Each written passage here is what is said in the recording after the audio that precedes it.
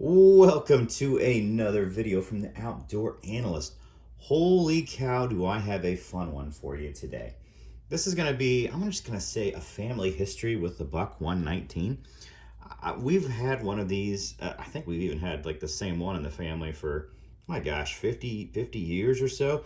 This is not that one. That one's still kicking and looks just like it, although I think we ended up drilling a little lanyard hole in there way back in the day. This one's at least 20 years old. Absolutely, at least 20, probably more along the lines of 30. And it has been used and abused in the family quite a bit. Why have I not done a review on this? Yeah, honestly, because it's such a staple in the family, it's just kind of weird to do a review after all these years. I know that doesn't make a lot of sense, but it's almost just the standard of what people call a hunting knife. Now, I take great offense to calling this a hunting knife. It is a huge clip point Bowie looking blade, and believe you me, I love Bowie knives, and I also love the hollow grind of this 420HC. Oof, Boss heat treated beast. It's 6 inches of awesomeness, but I'm not going to call it a hunting knife. This is, I would say, one of the worst hunting knives I've ever used. That sounds terrible to say. I know people have done tons of deer with this thing. It would just be my honestly close to last choice because of the size, because of the grind, because of the blade shape. But I love this thing. What is this knife really in my family? It's like the ultimate camp knife. This thing has been camping for years. I have batoned so many trees. I have taken down so many trees. When you're younger, you do ridiculous things with this knife. And it has held up incredibly well. Now, granted, there's definitely some damage on here. I'm pretty sure I didn't clean up some of the chipping up at the top from a wild outing. I actually know what this was from. This was from, yeah, people do stupid things. This was way back in the day. I know this knife was hit full force by a K-bar, hit nearly full force by two people at the same time. It's one of the dumbest things I'd ever seen that probably happened. We were both taking down a tree. Why at the same time? Dumbest thing in the world. How'd it do? The damage was negligible to the 420HC. I actually think it rocked that K-bar quite a bit more. 1095, I would say, is tougher, but this thing actually handled that sucker really, really well. I think I just loved that moment so much of how well this held up to it that I kind of just left it there. And so it is. I mean, it's still freaking razor sharp, and it doesn't really pester me on the edge, so I've just left it. This thing is an incredible camp knife. The hollow grind makes this slice like nobody's business. It is crazy thin on the edge. Is it the perfect food prep knife? No, but it batons well, even though it does have a hollow grind, which makes it weaker. It still does an incredible job. It slices well. When it comes down to just an all-around great camp knife, the Buck 119 for 50 bucks, which is what you usually find them for, is pretty hard to beat. Now, I know I've talked a lot about budget knives out there. The Cold Steel SRK, the Mora Garberg, which is all, you can find all those for around, the Cold Steel now and is 30 bucks, and Mora is usually around 50 for the stainless version. This is a better steel. 14C and 28N is much better than 420HC, but this has really just stood the test of time. It has held up incredibly well. The ones in the family have held up incredibly well. Not something I process animals with by any means. Because it's a clip point, because this is so pokey and upswept, I think it's a terrible hunting knife. I think it's a glorious camp knife, though. And what do I really mean by that? There's probably gonna be a lot of people that don't maybe field dress a lot that'll watch this video. This is an excellent hunting knife in blade shape. It has a drop point to keep stuff out of the guts, so when you're slicing around, you're not poking. You don't want a stabby knife when you're coming and when you're field dressing.